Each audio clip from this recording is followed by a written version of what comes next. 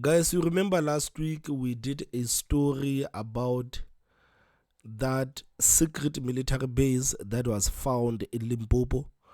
You remember how we were told that it looks like those people have been there for 4 months? It looks like all of that it's a lie. According to this lady, a South African Police Service whistleblower, who is now telling South Africans about these secret military bases and implicating some of the top government officials and telling South Africans that these people knew about these military bases that are apparently all over the country. Guys, to say that this interview is explosive, it's an understatement.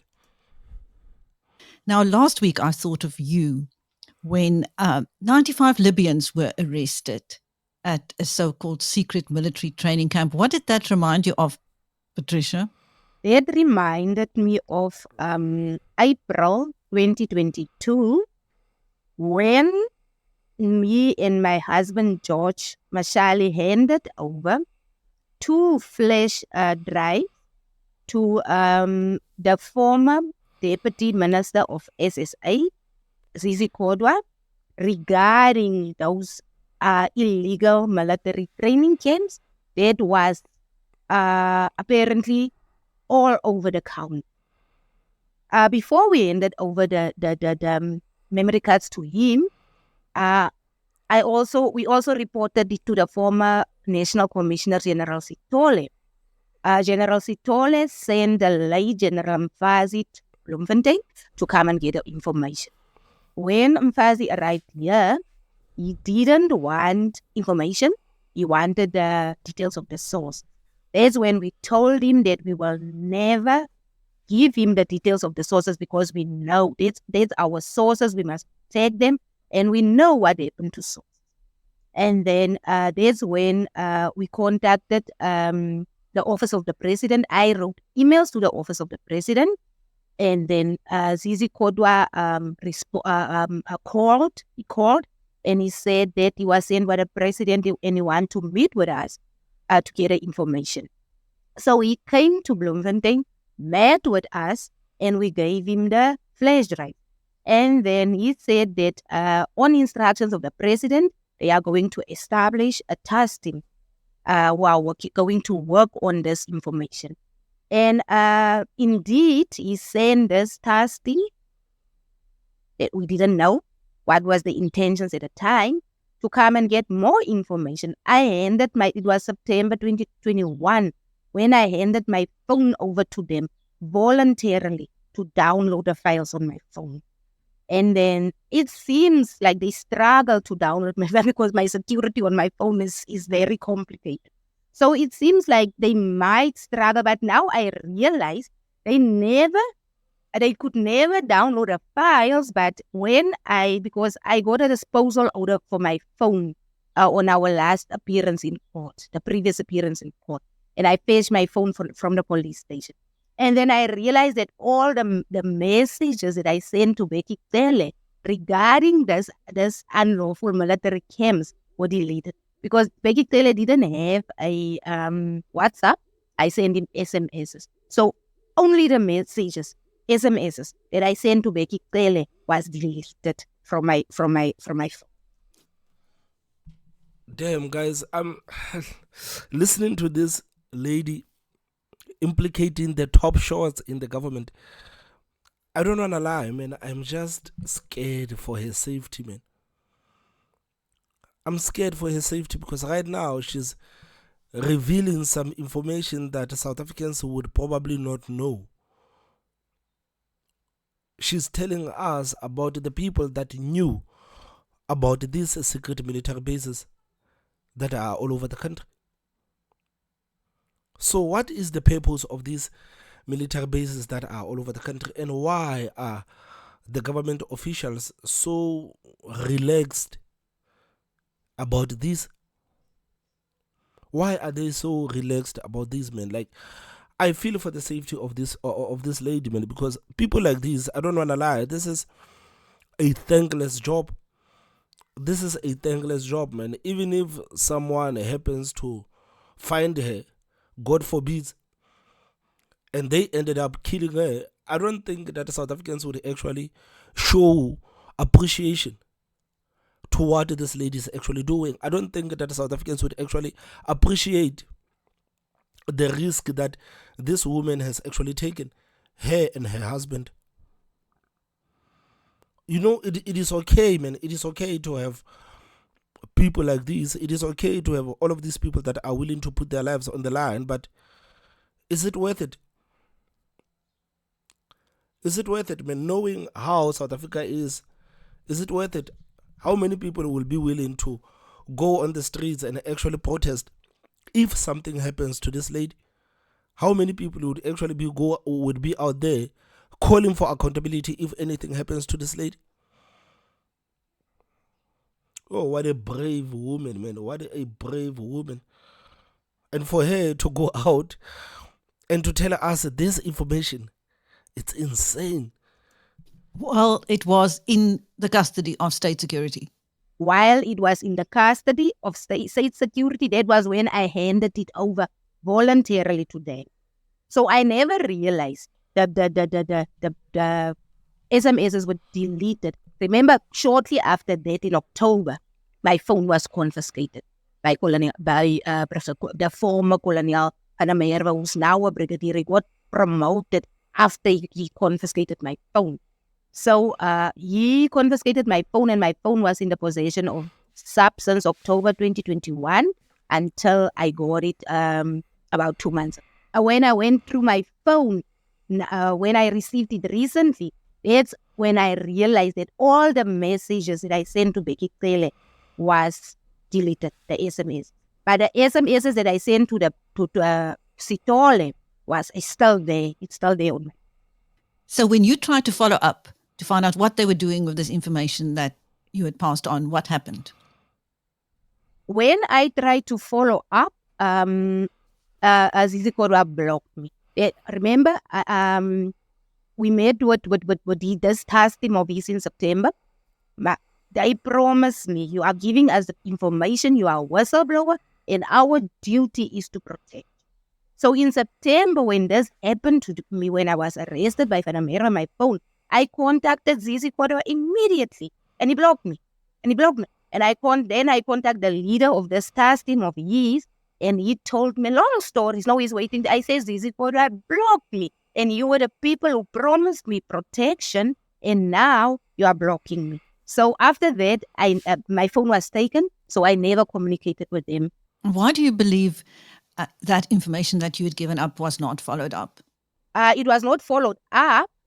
First and foremost, the emails that I have still a proof of the emails that I sent to the president. I sent to the president's PA. I still have the letter that I sent to the president.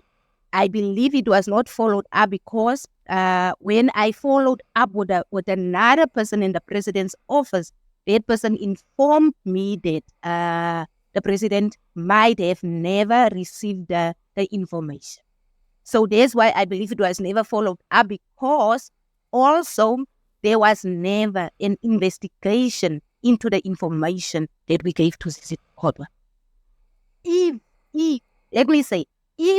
the president knows about it, then the president is complicit, because Zizi Korwa said the president sent it to get the president is aware of the information. The president sent him to get a flash drive. So if Zizi Korwa informed the president and the president also never acted, it means the president is complicit in what happened. Now, that was just one of the issues that you whistleblew on.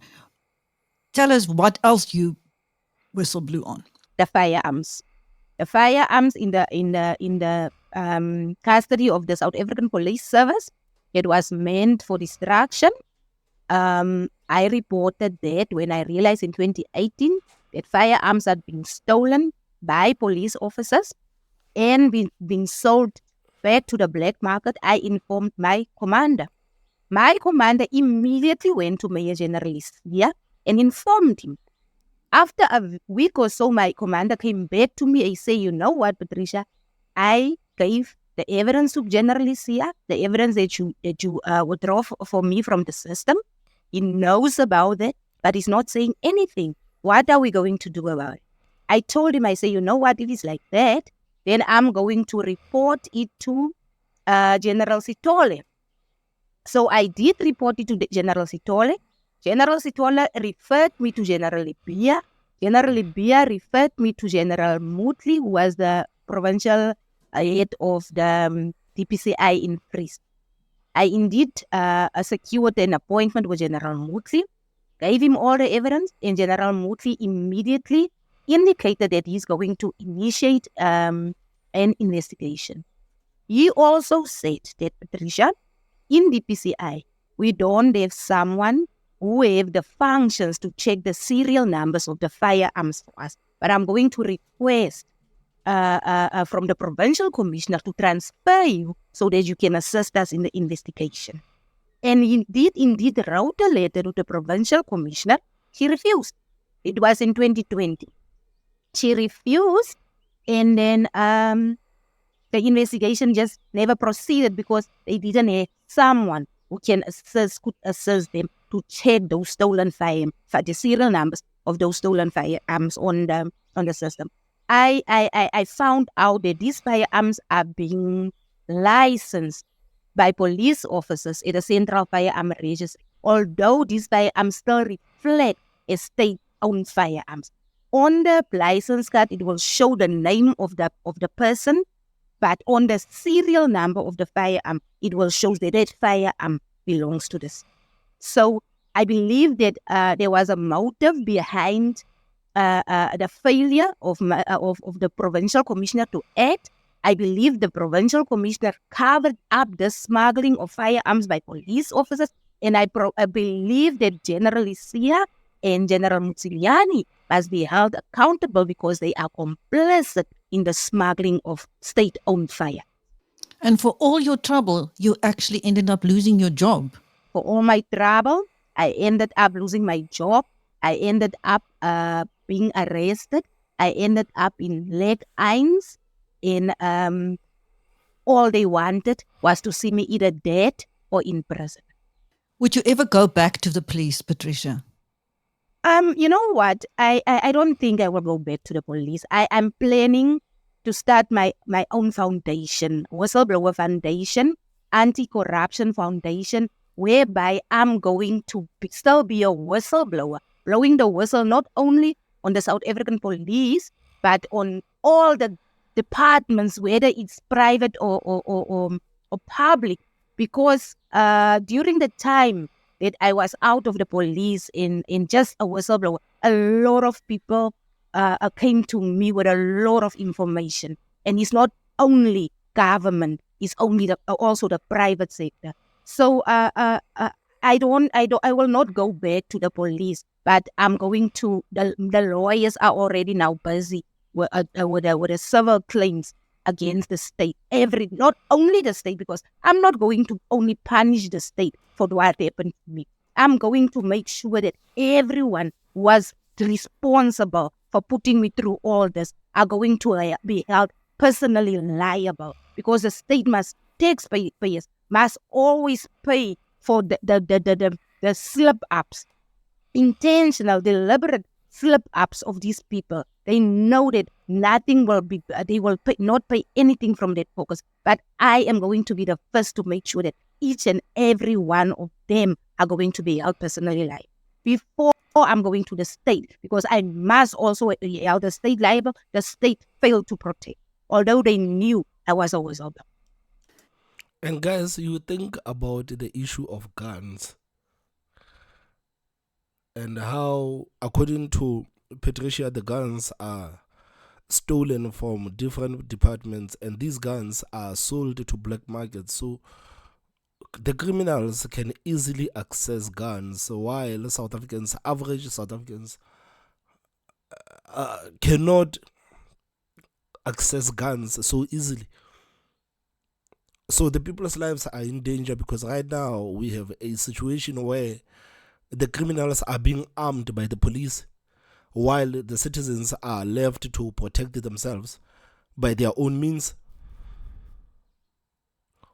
So the citizens have to deal with the tough gun laws, while the criminals can easily access guns.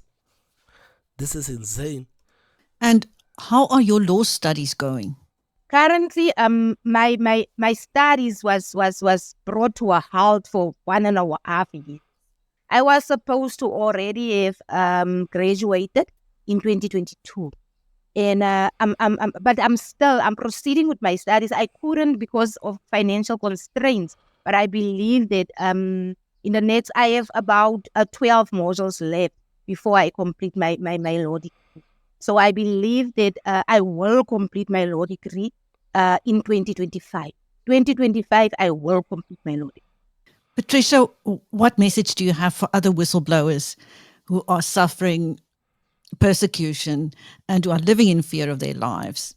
The message that I have for other whistleblowers is I always say to people that don't be derailed. If you know you do the right, stand by your convictions. I know you're going to stand alone. And it's cold. It's hard to stand alone. But stand by your convictions. Currently now, I believe I saw that I have created a safe space for whistleblowers, because most of the information that I have, I receive it from people who are afraid to talk out at their workplaces where they are. So also establishing this foundation, Patricia Mashali Whistleblower, Anti-Corruption and Crime Victim Foundation, I will make sure that I become the voice of the victims who were denied of the justice, because there's a lot of people who are in prison for crimes that they never committed. That's what I'm going to concentrate on. I saw what happens in courts. I saw that when you're in a court, there's no guarantee that you will be acquitted like I was acquitted today, even though you will know you're afraid, because courts is not, prosecutors are not there for justice anymore. Prosecutors are there to fill up the pockets. Magistrates are there. The magistrate that presided in my case, I you know what?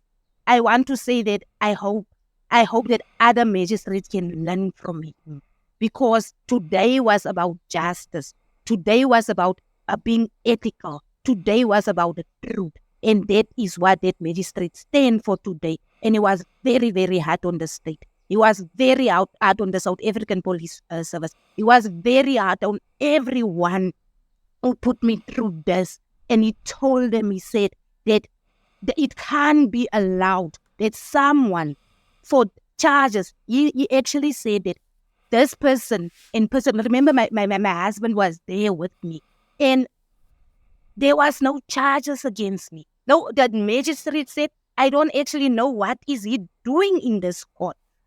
There's no crime like community in I can't even remember the word community in crime, because you were married in community of property. Now you must also be charged for the charges that was pressed against you. That's how he put it. It was very, very hard on the state today, and he told them that it can't be that innocent people are being dragged to court by the state, whereby the state they even formulated proper charges against. And I pray for that magistrate, and I pray for other magistrates who want to do the right thing. But there are people who are in positions that are actually committing these crimes. The SPP, I want to speak specifically about the SPP, Gloria Matluku. Gloria Matluku is complicit in what happened to me. The corruption that she committed with Major General Lysia, it's these people belong in jail, and we are going to press criminal charges against everyone implicated in this, because Brigadier Hannah Merwe testified in court that yes, he did commit fraud by deleting information after a magistrate signed for the search and seizure warrant. He admitted, and the magistrate said, but you were supposed to be arrested. Why are you not arrested yet? So I already pressed charges in October already, and Gloria Matluku declined to prosecute because there was no proper procedures followed with the dog. The dog was taken by the suspect. And how can the suspect take the dog from the police station and take it to the prosecutor? And then we realized when Professor Dahas inquired about these dogs from the DPP, the dogs were never registered on the system of the DPP. So Gloria Matluku is a law unto herself at the DPP office. And she must be dealt with. She can't get away with this. How many people have suffered before me? I won't allow that there will be any people to suffer after this court case of mine. I won't allow it. Thank you. That was South African Police Service whistleblower Patricia Morgan-Mashale speaking to Biz News after her not guilty verdict today. Yo, man, when you listen to this lady, man, like you can see that, man, we actually live in a country where we don't even know what's going on. We don't know what's going on in this country, man. Last week, everyone was pretending to be shocked. Last week, everyone was pretending to be shocked about these military bases, man. But just listen to what this lady is saying. Just listen to what this lady is saying about what's happening at the South African Police Service. Just listen. Man, it is such a shame, man. It is such a shame. Guys, please tell me what you think in the comment section. Don't forget to hit that like button, and the most important part, subscribe. My name is Thomas Mabaso. I will see you next time. Bye-bye.